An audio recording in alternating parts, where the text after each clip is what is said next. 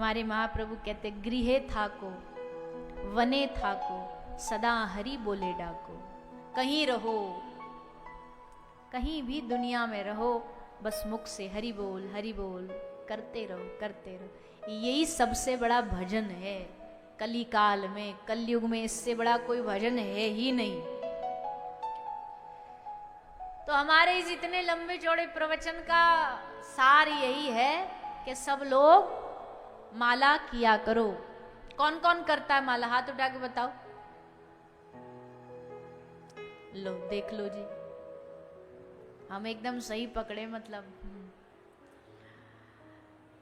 कहाँ माला कर पाते हैं। और फिर कहते हैं हमको भगवान कैसे मिले, मन ठीक नहीं हो रहा। अरे काहे से मन ठीक होगा? जब तक मन को ठीक करने का अभ्यास हरि नाम नहीं करोगे तो काहे से मन ठीक होगा। चलो अब लो नसानी अब ना नस सही हो, जो गया सो बीत गया, कोई बात नहीं। पर अब तो भागवत आई ना आपके गांव में, इसलिए आई कि भैया अब तक नहीं कर रहे थे, कोई बात नहीं, पर अब चालू कर दो। अब माला, अब नाम जाप चालू कर दो। सब कोई नाम जाप करो, सब कोई माला करो। तो जिनके घर में, जिनके जीवन में हरि नाम होता ना, ठाकुर जी उनके पीछे पीछे दौड़ते हैं। ठाकुर जी उनके पीछे पीछे दौड़ते हैं, क्योंकि कान में जब उनको नाम सुनाई देता है, उनको पता है पाछे पाछे हरि फिरे, उनको पता है कि ये नाम बोलेगा तो कान लगा के घूमते रहते कि अब हमारा नाम बोलेगा, अब हमारे से भी ज्यादा। जैसे मान लो हरे कृष्ण महामंत्र, तो इसमें श्री जी का नाम भी है, राधा रानी का नाम। तो ठाकुर जी पीछे पीछे घूम रहे, राधा नाम बोलेगा इसलिए पीछे पीछे दौड़ेंगे। इसलिए सब लोग नाम जाप किया करो, थोड़ा करो ज्यादा करो, जितना बन पाए उतना करो, पर शुरू तो करो। इस पटरी पर पाम तो रखो, आगे तो फिर धीरे धीरे गाड़ी अपने आप चल पड़ेगी, पर पहले स्लो मोड में भी चढ़ो तो ट्रैक पर। यही कलयुग से बचा सकता है। कलयुग, कल आपने सुना राजा परीक्षित को कलयुग का दर्शन हुआ। महत्पुरुष थे राजा परीक्षित, राजा होके भी राज ऋषि थे, इसलिए कलयुग से डरे नहीं बल्कि डट के मुकाबला किया। धनुष बाण लेकर के उसको 5 स्थान दिए। और फिर राजा परीक्षित गंगा के तट पर जब उनको श्राप लगा तो आए और संतों से निवेदन किया। जान गए कि भैया सारी दुनिया में जब सारी ओर अंधेरा छाया हुआ हो, सब ओर बस आपको निराशा ही निराशा मिल रही हो, आपको पता है कि अब हमको कुछ आगे कुछ ही नहीं आ रहा, सारे दरवाजे बंद हो गए, समस्या ही समस्या है, तो उन समस्याओं का समाधान एक ही जगह मिल सकता है।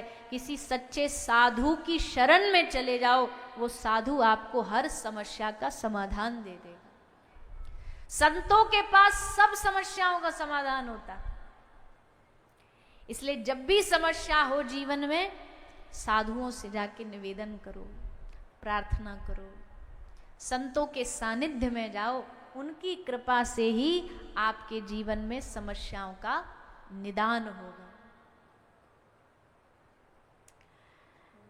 हम मांगते भगवान कोई जीवन में ऐसा बड़ा धनवान व्यक्ति मिल जाए जिसके सारे काम बन जाए, कोई बड़ा पदाधिकारी मिल जाए, उससे हमारी पहचान हो जाए, जिससे हमारे सब काम करवा दे जल्दी जल्दी। पर भैया सारे काम दुनिया के पदाधिकारी करा सकते हैं, पर भगवान तक पहुंचाने का काम तो एक साधु ही करता है, एक गुरु ही करता है। इसलिए भगवान को बाद में ढूंढना चाहिए, पहले उनके किसी संत को ढूंढो। भगवान तो अपने आप मिल जाएंगे, पहले उनके किसी प्रिय संत को ढूंढो, साधु को ढूंढो। संत क्या करेगा?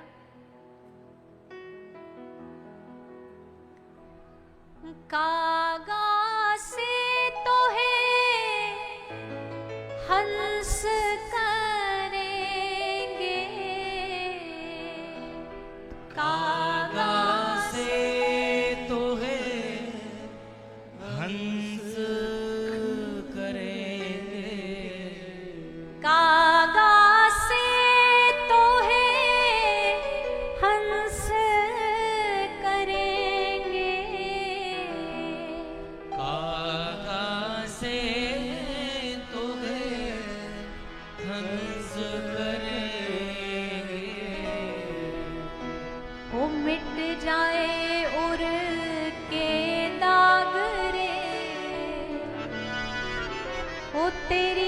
अच्छी बनेगी। मिट जाए मुर्गे दाग रे, तेरी अच्छी बनेगी। संतन के संग लाग रे, ओ तेरी अच्छी बनेगी। संतन के संग लाग रे,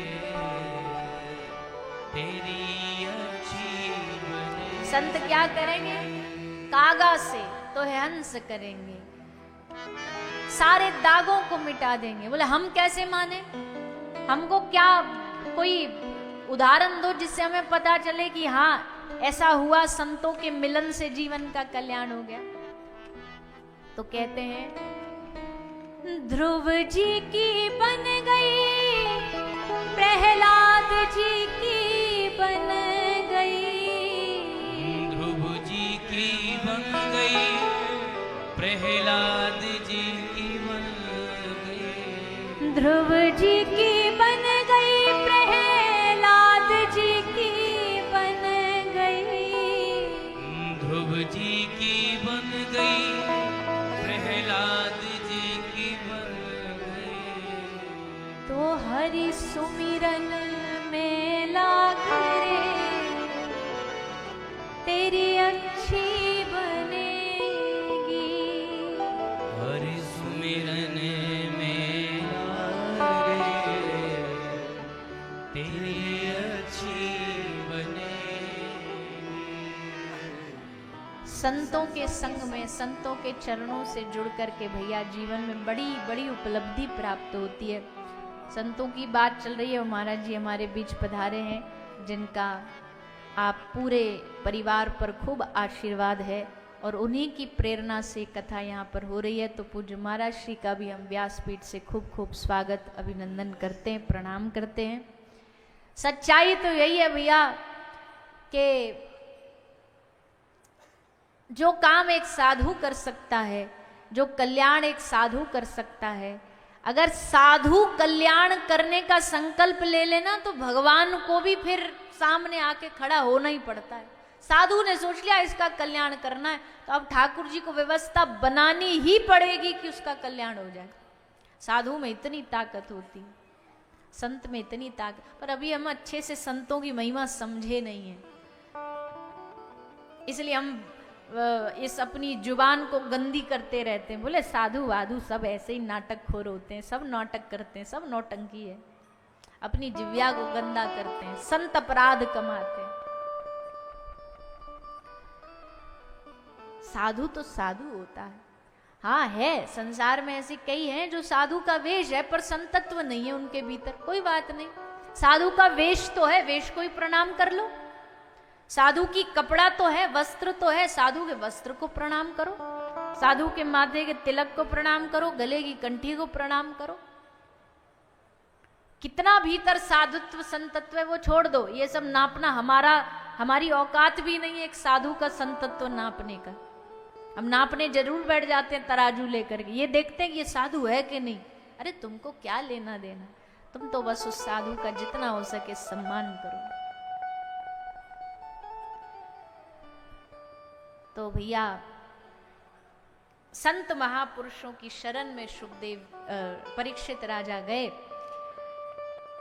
सुखदेव जी पधारे, सुखदेव जी ने राजा परीक्षित को अब कथा सुनाना आरंभ किया। बड़े प्रसन्न हुए श्री सुखदेव जी महाराज राजा परीक्षित के प्रश्न को सुन के, क्योंकि राजा परीक्षित ने अपना कोई पर्सनल क्वेश्चन नहीं किया है, जगत के हित के लिए प्रश्न किया है कि जिसकी मृत्यु धीरे धीरे आ रही है उसके करीब वो क्या करे। और मृत्यु तो सबकी करीब आ ही रही है, हर रोज एक दिन मृत्यु की ओर हम बढ़ रहे हैं, इसलिए सब कोई मृत्यु के काल में घुसा जा रहा है। ऐसे में बचाने का साधन पूछ रहे हैं परीक्षित राजा।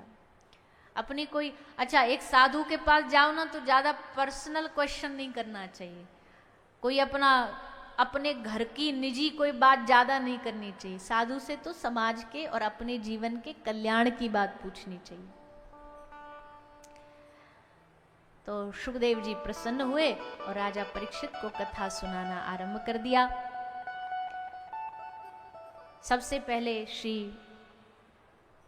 सुखदेव जी महाराज राजा परीक्षित को भगवान के प्रकृति पुरुष का स्वरूप सुना रहे हैं, प्रकृति का स्वरूप सुना रहे हैं। ये प्रकृति का स्वरूप भी भगवान से अलग नहीं है। कल हमने कथा में बोला था ना, भगवान के गले में ये जगत रूपी एक माला है जो भगवान ने धारण कर रखी है, इसलिए संसार सत्य लगता है, क्योंकि भगवान सत्य है, बल्कि संसार सत्य है नहीं।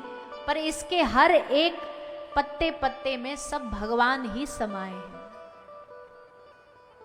हरि व्यापक सर्वत्र समाना, भगवान सब जगह समाया है, पर सब जगह दिखाई नहीं देगा। देखने के लिए, उसको पाने के लिए क्या करना पड़ेगा? प्रेम ते प्रकट हो ही मैं जाना, रस्सी लेनी पड़ेगी, प्रेम की मथना पड़ेगा। जैसे दूध में घी निकालने के लिए पहले पूरा मंथन करना पड़ता है। आजकल तो सब बाजार से मिल जाता, पर पहले तो मैयाएं करती थी, माताएं करती थी कि नहीं करती थी? अभी भी शायद करती हूँ, हमको पता नहीं, पर शहरों में तो ये रहा नहीं।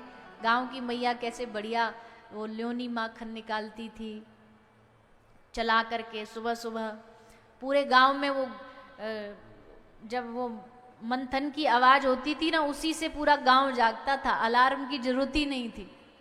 जैसे मैयाओं की चक्की चली या वो दधी मंथन हुआ तो उसी से सब जागते थे, हाँ सुबह हो गई चलो। पहले माताएं परिश्रम भी तो बहुत करती थी, अब तो वो भी कम हो गया। हमारे एक महात्मा जी कहते, पहले की मैया देखो कितना काम करती, पहले तो पानी भी घर में नहीं आता था, कुआं पर जाओ या तालाब पे जाओ, कपड़ा धोना है तो कुआं पर जाओ, तालाब पर जाओ। मेहनत थी इसलिए शरीर भी बढ़िया चलता था। आजकल मेहनत नहीं बची तो देखो, नेक मैया गर्मी में बाजार से, और खासकर शहरों की माता नेक बाजार से आ जाए ना, 2-4 किलो आलू हाथ में पन्नी में लेकर के, तो आके धड़ाम सोफा पे पड़ जाए, हाय मैं मर गई। शरीर में शक्ति नहीं बची, ताकत नहीं बची, क्योंकि परिश्रम नहीं बचा। फिर परिश्रम के साथ साथ खान पान शुद्ध नहीं रहा। इसलिए हम आप सबसे निवेदन करते हैं, आप सब गांव में रहते हो, हमने देखा है रास्ते में, हमने कल भी बताया, बहुत सारे पशु हमको मिलते हैं, पर हम निवेदन करते हैं, अगर आप पशु रख ही रहे हो, अगर आप घर में दूध के लिए कोई जीव रख ही रहे हो, तो भैया हम हाथ जोड़ के कहते हैं घर में गाय रखिए, घर में देसी गौ माता रखिए। हमको भैंस से कोई दुश्मनी नहीं है, लेकिन गाय रखोगे तो तुम्हारा ही कल्याण होगा। गाय रखोगे तो तुमको ही शुद्ध भारतीय देसी गाय का दूध मिलेगा। हमने कल भी आपको अंतर गिनवा दिया था थोड़ा सा, तो कि भैंस के दूध में और गाय के दूध में बड़ा फर्क है। भैंस के दूध की पीने से आलस्य बढ़ता है, बुद्धि भी भैंस जैसी मोटी होगी, पर गाय के दूध पीने से गाय जैसी तीव्र बुद्धि होगी। अब जिनके घर में भैंस हो गाय हो, तो देखो गाय जहां गंदगी पड़ी हो ना, मलमूत्र त्याग, वहां बैठ नहीं सकती, वो जगह छोड़ के दूसरी जगह जाके बैठेगी। और भैंस वहीं मलमूत्र त्याग लेगी, वहीं बैठ लेगी, वहीं चारा खा लेगी। और तो और कीचड़ में दलदल में भी घुसा दो तो वहीं पड़ी रहेगी, चित्त वहां से निकलेगी नहीं बाहर।